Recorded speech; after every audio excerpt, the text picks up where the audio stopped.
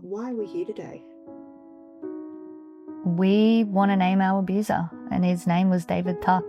And we want to talk about the fact that that's the first time that his name's ever been spoken in the media. This is LJ and Hayley. As children, they were abused at an overnight childcare centre in Batemans Bay. And today, for the first time, they can speak freely. I can remember the property like I was there yesterday. So you would drive down this dirt road and it was quite windy, and you would drive over a bridge and there would be a dam, and then you would drive in and there was a cottage, and you would walk into the house and there would be a very big backyard, lots of toys, TV, couches and 2 bedrooms. We were really told it was going to be this safe, fun place with lots of other kids, go on camping, do lots of outside activities, have access to things we wouldn't normally have access to coming from a low socioeconomic background. This family daycare provided sleepover services, which was essentially a big room. It had a couple bunk beds. Sometimes there were more children than beds. To the outside world, David Tuck seemed like just another Aussie bloke. He was very tall. He had grey hair. I would have considered him now like, I guess, a bit of a bogan. You know, like shorts, a wife beater. He smoked cigarettes. He drank Jim Beam straight out of the glass. Very personable, very likeable. But David had already been charged with 10 counts of child sexual abuse when the girls arrived at his childcare centre. And the abuse only continued. You could only wear pants or underwear to bed, but you weren't allowed to wear both. Like the preference was to wear like a nightie with no underwear. And we were told it was because our body needed to breathe. I was often dropped off in the morning and then he would take us to school.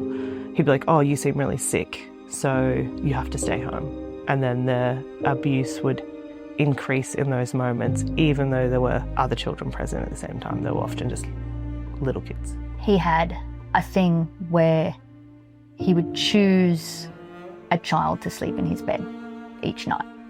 Now, when you first start attending the daycare, you think, oh, it's special. That's, lucky, until you get chosen the first time. In 2001, after more reports of child sexual assault were made, David Tuck took his own life. When LJ told her mother what he had done to her, she went straight to police. They advised her to take me to Karoo, which is like a specialised child services that focused on, sexual abuse victims. I probably went there once, and there was no phone call from council, no phone call from child protection, no phone call from police. And it's astonishing to me now that I've seen records and seen my name clearly identified as a victim, and no one bothered to call her. At the start, we just had a story of a body that had been found in a car at Lake Tabourie, and we got a tip-off that the guy who had killed himself had been charged with a number of child sex offences. But within a really short space of time, that number just kept growing. This is Chris Graham, the local newspaper editor at the time.